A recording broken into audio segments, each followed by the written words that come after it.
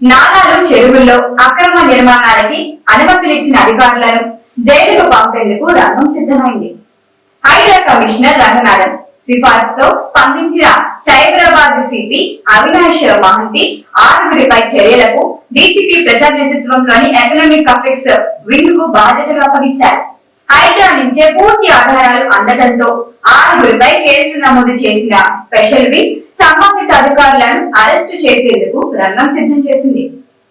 అధికారులు ఏం చేశారు అంటే, బాజ్పల్లి ఎర్రకుంటలోని చెరువు శిఖం భూమిని పట్టా భూమిగా చూపుతూ తహసీల్దార్ పూల్ సింగ్ చౌహాన్ తప్పుడు నివేదికనిచ్చారు. దాన్ని చూపి నిర్మాణదారులు హెచ్ఎండిఏ నుంచి ఎర్రకుంటలో లేఅవుట్ కు అనుమతిని పొందారు. అక్కడ నిర్మాణాలకు నిజాంపేట నగరపాలక సంస్థ కమిషనర్ రామకృష్ణరావు అనుమతించారు. ఆ నిర్మాణాలను ఇటీవల హైడ్రా కూల్చివేసింది.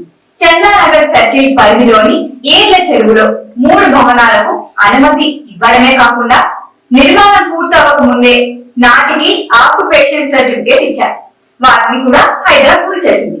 అనుమతులు ఇచ్చిన assistant planning officer Raj Kumar, circle deputy commissioner Sudhanshu ఇద్దరిపైన చర్యలు తీసుకుంటున్నారు.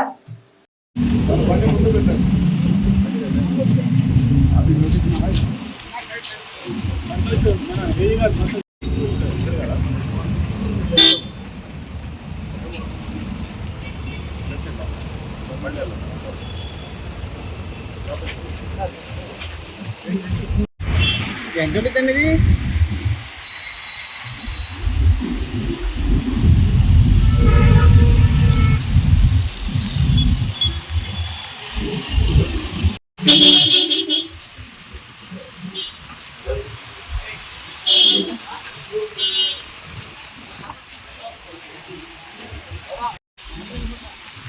కాదు